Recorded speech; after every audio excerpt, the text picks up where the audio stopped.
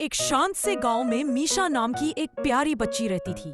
मीशा के बाल सुनहरे और आंखें चमकीली थी और वह हर चीज में जादू ढूंढने की कोशिश करती थी। गांव के पीछे एक घना जंगल था जहां के बारे में सभी कहते थे कि वहां अद्भुत रहस्य छिपे हैं।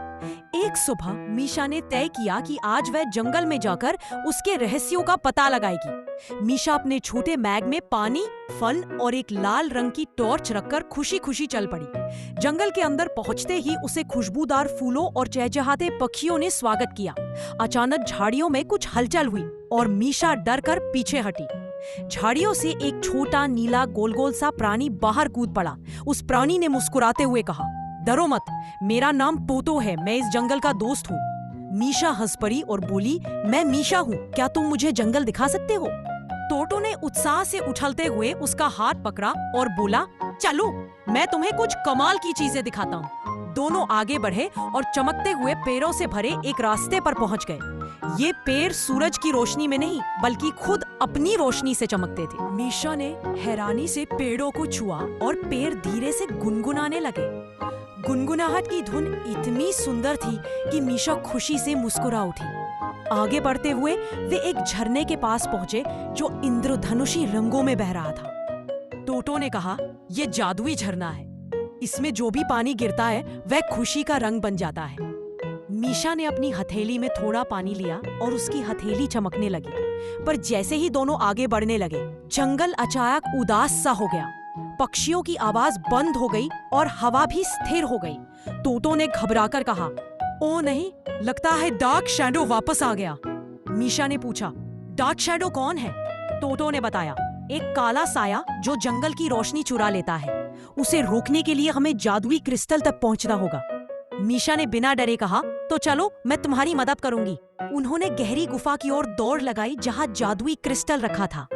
गुफा के बाहर काली धुंध तैर रही थी, जैसे कोई अंदर से शक्ति खींच रहा हो। मीशा और टोटो ने एक दूसरे का हाथ कसकर पकड़ा और गुफा के अंदर चले गए। अंदर पूरा अंधेरा था, इसलिए मीशा ने अपनी लाल टॉर्च जलाई। जैसे ही टॉर्च की रोशनी दीवारों पे पड़ी, दीवारें चमकने लगी और उस पर प्राचीन चित्र उभर आए। टोटो ने कहा, ये चित्र उन जादुई योद्धाओं के हैं जिन्होंने पहले डार्क शैडो को रोका था। गुफा के अंत में एक पत्थर के मंच पर चमचमाता क्रिस्टल रखा था, लेकिन उसके ऊपर डार्क शैडो चक्कर काट रहा था। डार्क शैडो ने डरावनी आवाज में कहा, जंगल की रोशनी मेरी होगी। मीशा ने हिम्मत नहीं हारी और अपने हाथ में चमकता हुआ झरने का पानी पकड़ लिया। जैसे ही उसने पानी ऊपर उछाला, वो तेज चमकदार रोशनी में बदल गया। रोशनी सीधे डार्क शैडो पर पड़ी और वो चीखता हुआ पीछे हटने लगा। टोटो ने तुरंत क्रिस्टल को पकड़ लिया और उसे हवा में उठाया। क्रिस्टल से निकली सफेद तेज किरण ने पूरी गुफा को रोशन कर दिया। डार्क शैडो चिल्लाता हुआ धुएं में बदल गया और गायब हो गया। गुफा में शांति लौट आई और क्रिस्टल और भी चमकने लगा। मीशा और टोटो बाहर निकले तो पूरा जंगल फिर से खुशियों से भर गया। पक्षी गाने लगे, पेड़ झूमने लगे और झरना फिर से इंद्रधनुष बरसाने लगा। जंगल के सभी जानवर इकट्ठा होकर मीशा का स्वागत करने लगे। टोटो ने मुस्कुराते हुए कहा, मीशा, तुमने आज पूरा जंगल बचा लिया।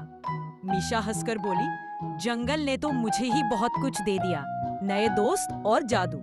सूरज ढलने लगा था, इसलिए मीशा ने कहा कि अब उसे घर लौटना चाहिए। टोटो ने उसे जंगल के किनारे तक छोड़ा और कहा, कभी भी वापस आना।